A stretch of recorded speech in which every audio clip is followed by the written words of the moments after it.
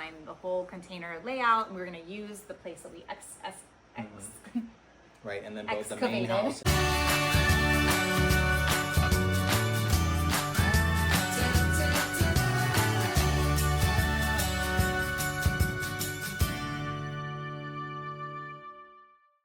So when we met, I had my own place.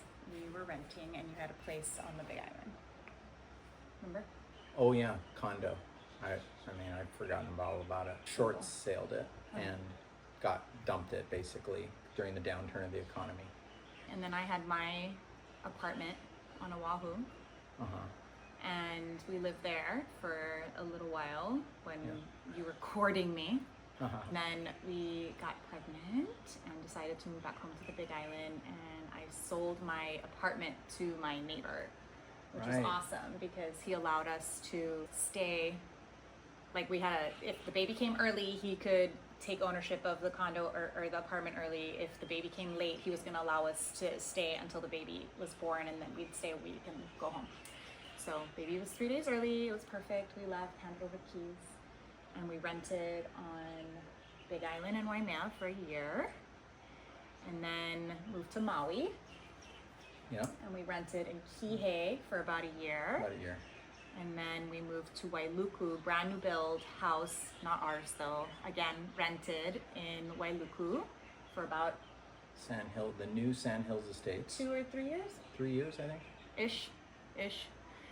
Bought land. Yeah, up at Kualono. And that was a dream because the view was like spectacular, and at the time the kids weren't going to Kanena schools, but it was like right across the way from Kanena schools, and there was Cardin and Seabury, and just all the schools were in that area. We rented next door, thinking, perfect, we'll build a house and live in the neighborhood. And then COVID hit, and during COVID we moved out of Kualono and we moved up to Kula 200 for several years, 4 years. Ended up being, maybe around there, 3 plus 4 years. Yeah, we sold the land in Kualono and we bought for a small profit, and then we bought Olinda.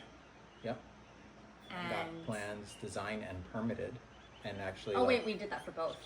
Yeah, for Kualono we did plans designed and permitted. Kualono. And bid. And about to sign the contract. Expensive. Yeah, about to sign the contract, and then just life plans changed, and we pivoted and ended up buying at Olinda. Got all the way through the process, same thing as Kualono, about to actually even graded for the subfloor. And that was also a dream. Yeah, each time got a little bit better and better and better. We always kind of thought if we could grow our own food, if there was water, and on Maui that's hard to do, is have water. Naturally flowing water would be great. I kind of have this view of being self-sustainable on all levels: power, water, food. Yeah, and the vision at Olinda was really beautiful. We had olive trees that we planted all up where the driveway was going to be, and we made a little glamping spot. If you've been following us for a while, you saw the whole process, and it was kind of heartbreaking when we decided, we couldn't afford to build. It went from $250 a square foot to $1,000. Something like that. We went on vacation, and I told Kaimi, he's like, you know what, I don't want to do this, but I feel like I should just put it on the market and just see what happens. Well, the real estate market was in a seller's market.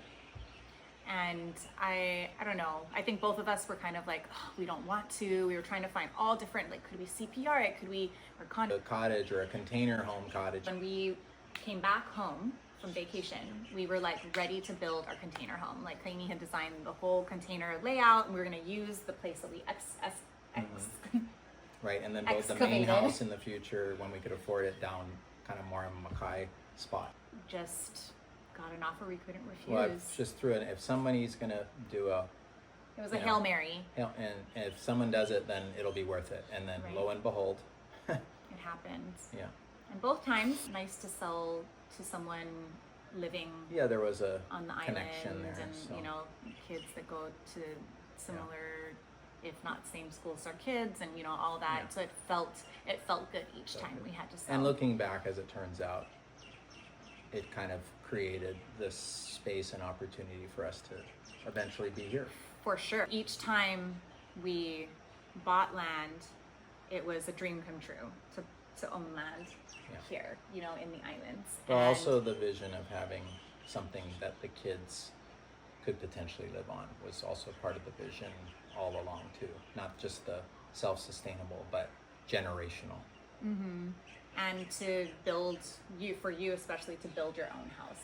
That was a personal life goal, is to be able to, with my architecture background, have a way to express that, like, personally for us. And he's designed a lot of homes. Probably 100.